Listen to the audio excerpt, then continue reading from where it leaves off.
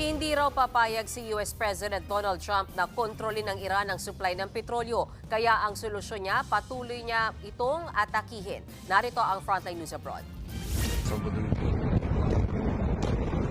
Dumagundong ang pagtama ng missile sa isang gusali sa Beirut, Lebanon. Sa lakas ng impact, nabalot na makapal at maitim na usok ang mga kalsada.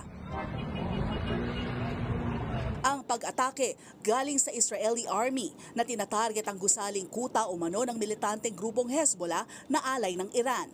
Kasabay ng pag-atake sa Lebanon, inatake ulit ng Israel ang Iran. Sanib puwersa ulit ang Israel at Amerika dyan. Nagpaulan sila ng airstrike kung saan ginaganap ang pro-government rally sa Isfahan. Nasunog din ang kahabaan ng isang boulevard sa Tehran na malapit sa isang fuel depot na tinamaan ng missile.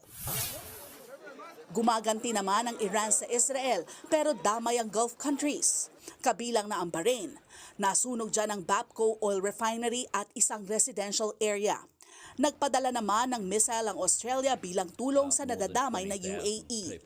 Nananatili ring nakasara ang Strait of Hormuz alinsunod sa Iranian military. Kaya ngayon, sumisipa na ang presyo ng mga produktong petrolyo sa buong mundo. Ang National Oil Company ng Kuwait nagkaroon na ng production cut. 20% naman ang itinaas ng produktong petrolyo sa Pakistan. Sa Bangladesh, kinakailangang isara ang mga national universities para lang makapagtipid ang bansa. Ang mga taga-Amerika damay rin sa giyera dahil sumipa na sa $5 hanggang $9 ang presyuhan ng langis. Katumbas po niyan ang hanggang ₱500 kada galon. Sa kabila niyan, iginiit ni US President Donald Trump na mas aatakihin ng bansa ang Iran. I will not allow a terrorist regime to hold the world hostage and attempt to stop the globe's oil supply, and if Iran does anything to do that, they'll get hit at a much, much harder level. Ipinagmalaki rin ni Trump na umaangat ang ekonomiya ng Amerika nang dahil sa kanya. Ayon naman sa Iran, patuloy nilang dedepensahan ang kanilang bansa laban sa Amerika at Israel.